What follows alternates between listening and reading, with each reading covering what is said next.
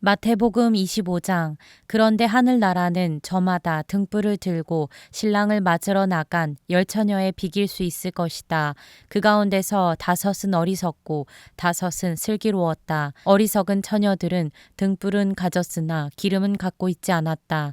그러나 슬기로운 처녀들은 자기들의 등불과 함께 통에 기름도 마련하였다. 신랑이 늦어지니 처녀들은 모두 졸다가 잠이 들었다. 그런데 한밤중에 외치는 소리가 났다.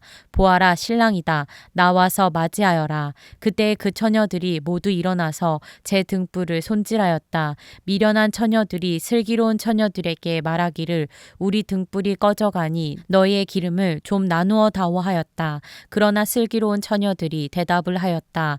그렇게 하면 우리에게나 너희에게나 다 모자랄 터이니 안 된다. 차라리 기름 장수들에게 가서 사서 써라. 미련한 처녀들이 기름을 사러 간 사이에 신랑이 왔다. 준비하고 있던 처녀들은 신랑과 함께 혼인잔치에 들어가고 문은 닫혔다. 그 뒤에 나머지 처녀들이 와서 주님, 주님, 문을 열어주십시오 하고 애원하였다. 그러나 신랑이 대답하기를 내가 진정으로 너희에게 말한다. 나는 너희를 알지 못한다 하였다. 그러므로 깨어 있어라. 너희는 그 날과 그 시각을 알지 못하기 때문이다. 또 하늘나라는 이런 사정과 같다. 어떤 사람이 여행을 떠나면서 자기 종들을 불러서 자기의 재산을 그들에게 맡겼다. 그는 각 사람의 능력을 따라 한 사람에게는 5달란트를 주고 또 한 사람에게는 2달란트를 주고 또 다른 한 사람에게는 1달란트를 주고 떠났다. 5달란트를 받은 사람은 곧 가서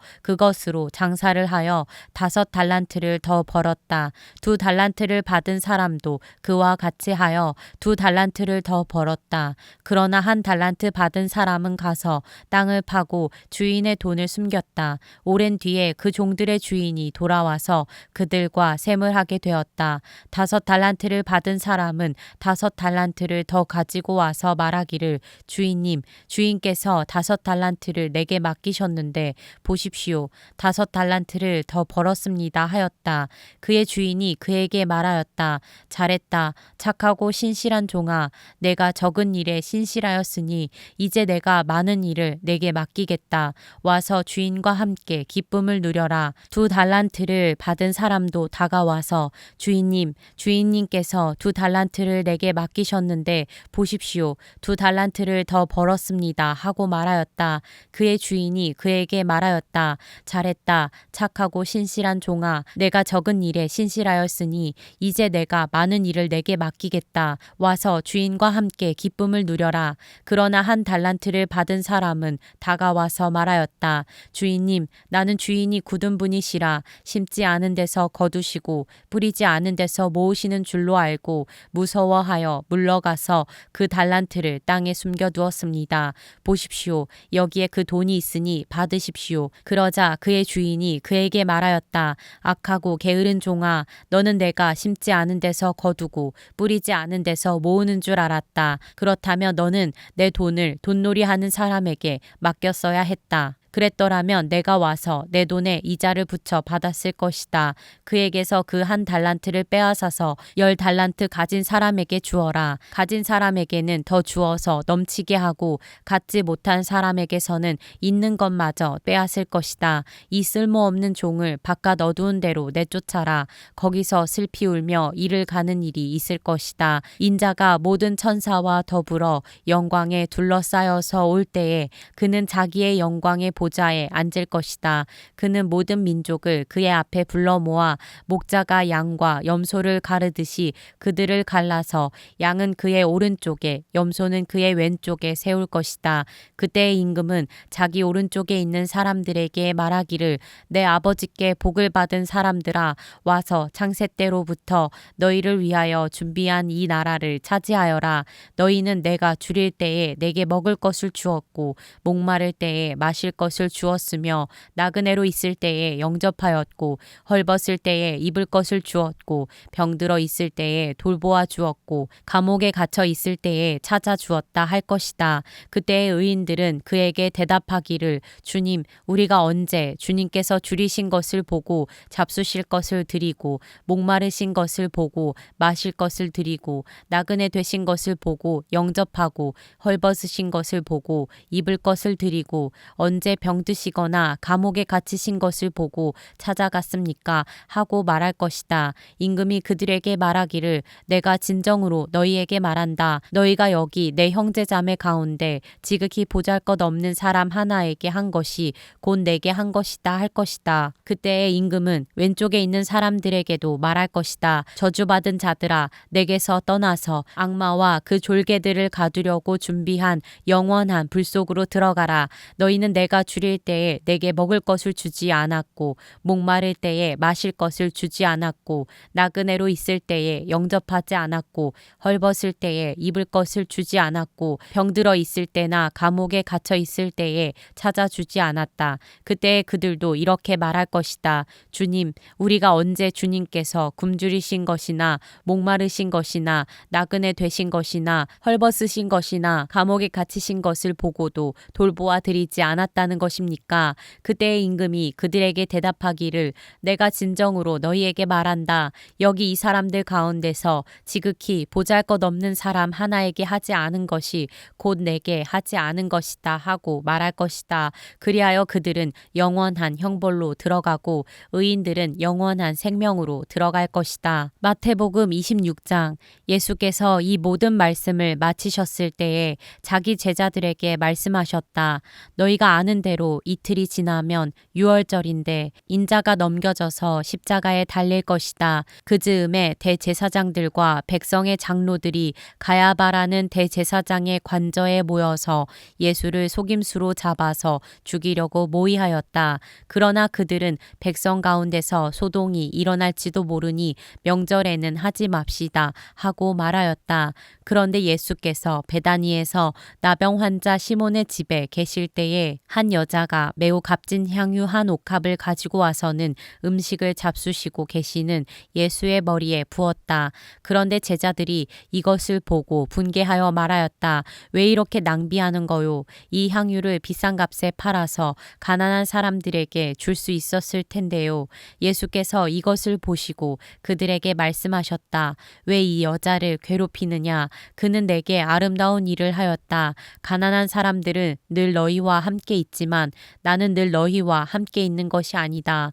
이 여자가 내 몸에 향유를 부은 것은 내 장례를 치르려고 한 것이다. 내가 진정으로 너희에게 말한다.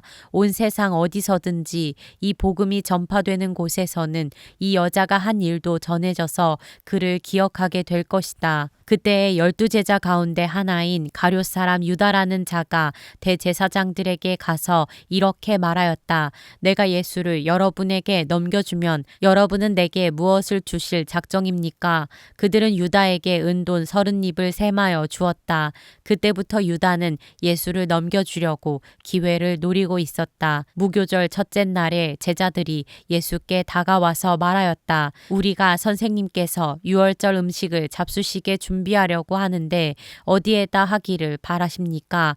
예수께서 말씀하셨다. 성 안으로 아무를 찾아가서 선생님께서 말씀하시기를 내 때가 가까워졌으니 내가 그대의 집에서 제자들과 함께 유월절을 지키겠다고 하십니다. 하고 그에게 말하여라. 그래서 제자들은 예수께서 그들에게 분부하신 대로 하여 유월절을 준비하였다. 저녁 때가 되어서 예수께서는 12제자와 함께 식탁에 앉아 계셨다. 그들이 먹고 있을 때에 예수께서 말씀하셨다. 내가 진정으로 너희에게 말한다. 너희 가운데 한 사람이 나를 넘겨줄 것이다. 그들은 몹시 걱정이 되어 저마다 주님 나는 아니지요 하고 말하기 시작하였다. 예수께서 대답하셨다. 나와 함께 이 대접에 손을 담근 사람이 나를 넘겨줄 것이다. 인자는 자기에 관하여 성경에 기록되어 있는 대로 떠나가지만 인자를 넘겨주는 그 사람은 화가 있다. 그 사람은 차라리 태어나지 않았더라면 자기에게 좋았을 것이다. 예수를 넘겨줄 사람인 유다가 말하기를 선생님, 나는 아니지요. 하니 예수께서 그에게 내가 말하였다 하고 대답하셨다. 그들이 먹고 있을 때에 예수께서 빵을 들어서 축복하신 다음에 떼어서 제자들에게 주시고 말씀하셨다. 받아서 먹어라. 이것은 내 몸이다. 또 잔을 들어서 감사 기도를 드리신 다음에 그들에게 주시고 말씀하셨다. 모두 돌려가며 이 잔을 마셔라. 이것은 죄를 사하여 주려고 많은 사람을 위하여 흘리는 나의 피, 곧 언약의 피다.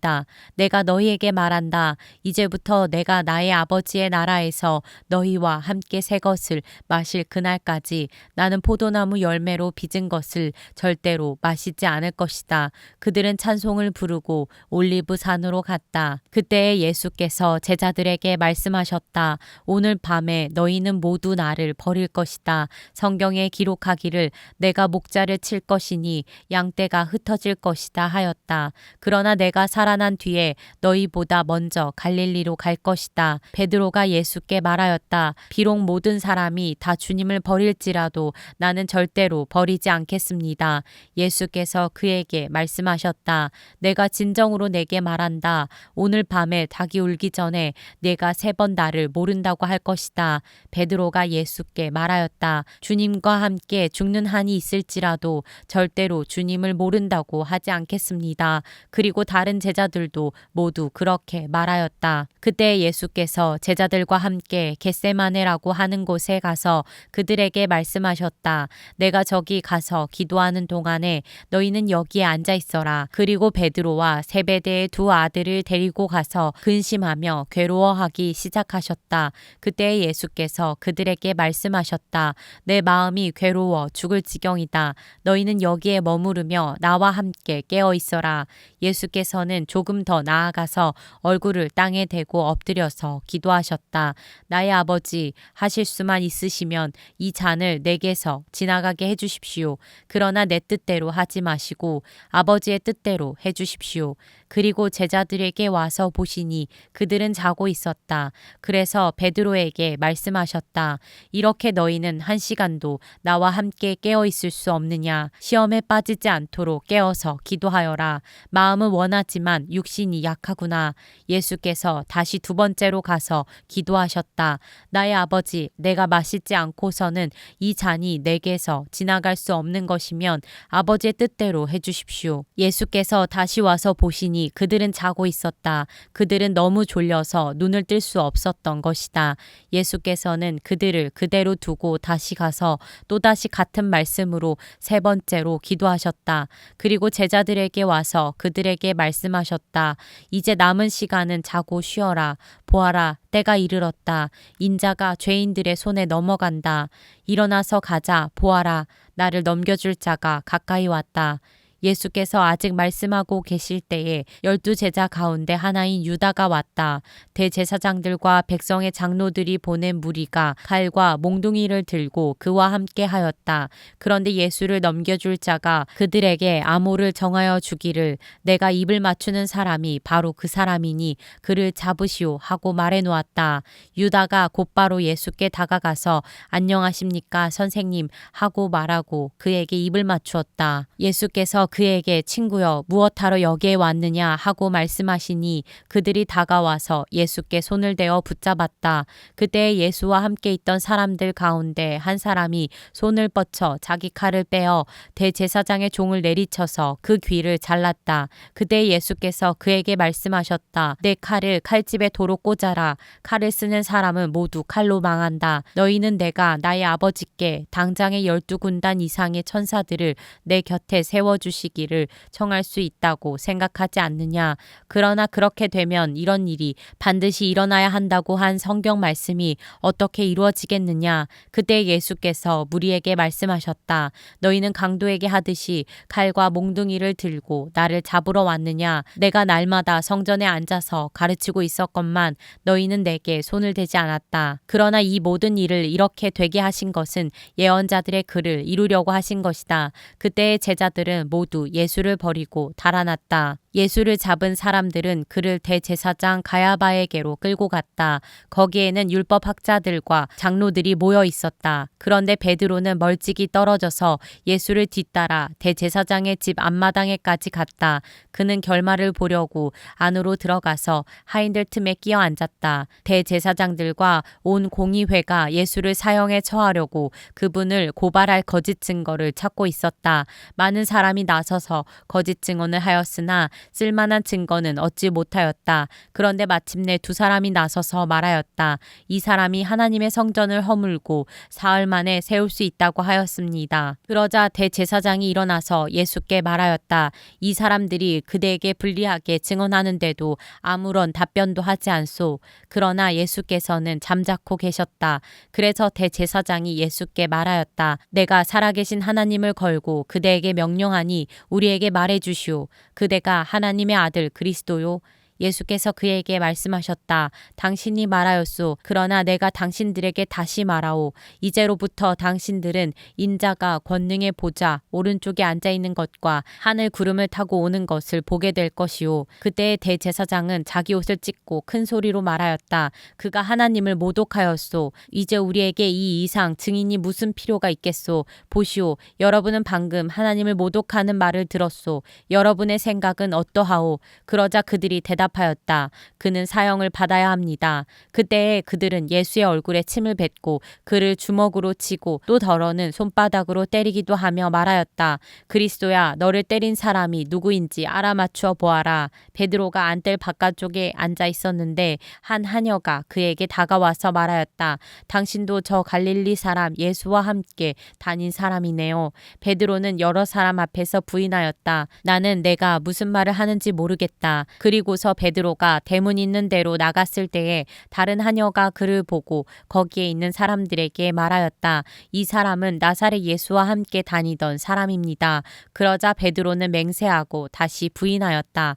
나는 그 사람을 알지 못하오. 조금 뒤에 거기에 서 있는 사람들이 베드로에게 다가와서 베드로에게 말하였다. 당신은 틀림없이 그들과 한패요. 당신의 말씨를 보니 당신이 누군지 분명히 드러나오. 그때 베드로는 저주하며 맹세하여 말하였다. 나는 그 사람을 알지 못하오. 그러자 곧 닭이 울었다. 베드로는 닭이 울기 전에 내가 나를 3번 부인할 것이다 하신 예수의 말씀이 생각나서 바깥으로 나가서 몹시 울었다.